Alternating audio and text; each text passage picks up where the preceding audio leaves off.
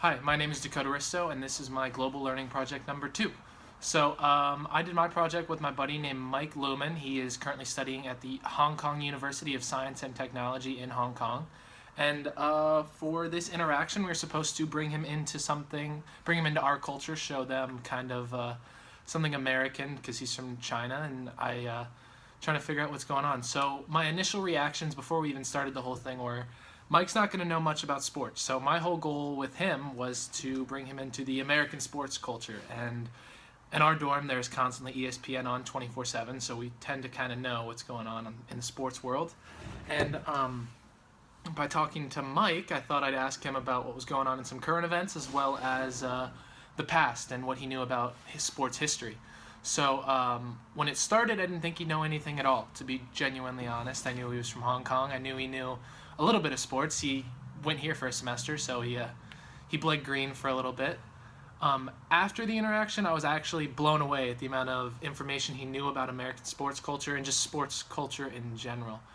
So I was concerned about whether or not we could even hold a conversation on sports because I didn't assume that we would be able to. I thought I'd just talk about people like Russell Westbrook and the Bears and have those discussions, and he'd just kind of listen and nod his head, and that was definitely not the case. He interacted, and he knew he had some jokes too to go along with his knowledge.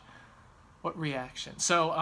Reactions from him. I knew that he didn't know much, but what he did know was the Cubs did win the World Series while he was here at the time. So he was excited to see that happen when I talked to him, and I was like, oh, they haven't won the World Series in 108 years, and people are making jokes about that. And then he brought up that in China, they're also talking about the Cubs winning the World Series and discussing how the last time that they won the World Series was during the last Asian dynasty, and how just a little bit has changed in the past 108 years. So he laughed at that. During the conversation, like I said, I didn't think he'd know much about sports, but as we moved along and started talking about things like basketball and baseball and football, I changed the way I was asking my questions. I wasn't forcing things upon him and telling him about sports as much as starting to talk to him about sports, and he knew a lot more than I thought he would. A small insight to the culture for him is he told me that not a lot of people from China watch the NFL, which does not surprise me at all. But what did surprise me is that a lot of them watch the NBA, and that all kind of started because of a player named Yao Ming, who is from China. He's like 7 feet 1 inches tall, something absurd like that. But he said he's almost like an icon out there, and he's kind of one of the first Chinese people to ever grow up in China and kind of pick up and move over to the NBA and start a career here.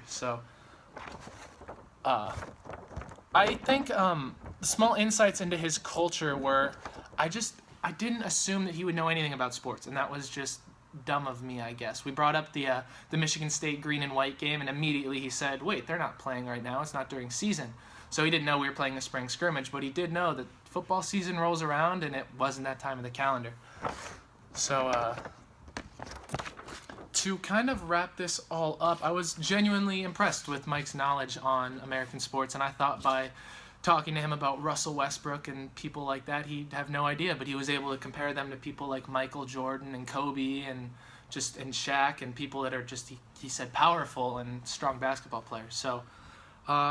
Again, I was thoroughly impressed with Mike's knowledge on American sports culture, and I look forward to him challenging me and bringing me into the Chinese culture, which he has grown up in and is currently living in. Thank you very much, and this has been my Global Learning Project number 2.